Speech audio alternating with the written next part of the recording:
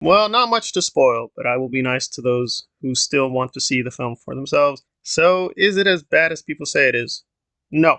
Is it as good as the defenders are making it out to be? No.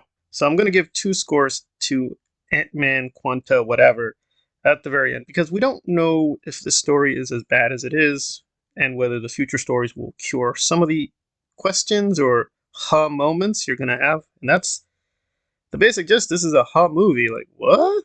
Huh? How does that work? What? Where are we going with this? But we'll get to that at the end. So, what is occurring in Quantumania? Well, basically, it's Ant-Man and Janet re-entering the quantum realm and confronting Kang. Who is Kang? It's not exactly clear. He just seems to be a guy threatening stuff. And given we can't entirely trust his biography, he may not be telling the truth that he's sort of a lesser evil. Basically, Kang wants to get out to get revenge on, wait for it, the other Kangs. There we are. So that is the main plot, which is not that interesting in Quantumania. But this thing did have quite a few interesting moments. The editing was surprisingly strong at the beginning, as well as the music. So there were a lot of good things about Ant-Man. Probably the best things were Michael Douglas and Bill Murray, and some of the minor characters. Not all of them. I liked Veb. Quaz was okay. The female rebel leader, I don't care.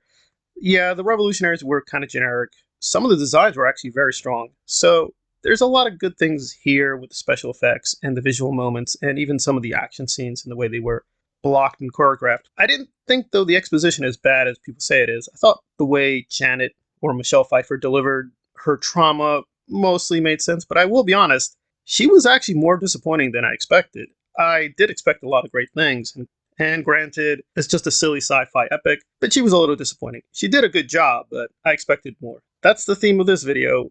I think I wanted a little bit more. However, was I bored to tears? No, but they didn't provide me enough to want to continue this aspect of the story. The quantum realm itself did seem fascinating, but I don't know if I want more of the Ant-Man journey into the quantum realm. It just seemed we got more than enough for the 2 hours we have. It was fine.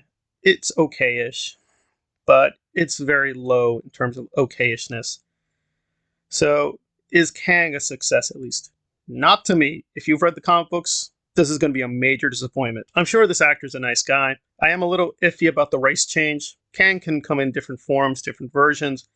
He's been rethought, even recontextualized. So, Black Kang is acceptable, but I don't know. It just didn't strike me that this is a very formidable opponent. Some scenes were very creepy. He sounded intimidating. But other scenes, he just, I understand him. I remember avenging. Basically, you're out to give a timeout to the other versions of yourself. Okay? I understand what they're going for, a Shakespearean, an ominous presence via Shakespearean acting, but it just felt all very underwhelming. But he's okay. It just felt kind of slight. And really, Janet being dumb enough to help him accidentally. Okay, how did that happen? Don't know, and I don't really care. The story structure is done well enough. You get from A to B, but it is very erratic. Like, there are moments that are well done. The comedic timing makes sense. The jokes make sense. And even the emotional moments make sense. But many other places, it just feels like they used the wrong take, or they need to re-edit certain things, or needed to rethink about what they were up to, because the tones in this film are very, very confusing. The influences, at least, are consistent. There's a lot of Star Wars, a lot of Dune, a lot of emphasis on ecology, and yes, sex. There is a huge amount of sex in this thing. There is a lot of allusions to sexuality. After a while, it was like, okay, fine, I'm an adult. No problem there. It felt like David Cronenberg was left to just film this thing for a while, because I'm like, what? Are they really doing that? And there was one dialogue scene which was really weird and creepy, where Casey or Cassie or whoever talks to MODOK about dicks. I'm not joking. She just keeps going on about dicks for a while. So this thing is meant for a family audience.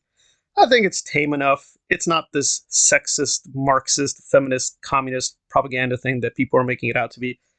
It just seems like a really slight, silly, liberal.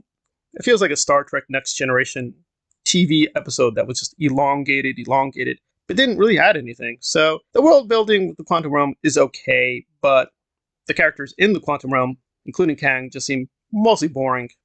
Again, some good minor performances. Michael Douglas is underused. Michelle Pfeiffer, I don't think saved this movie.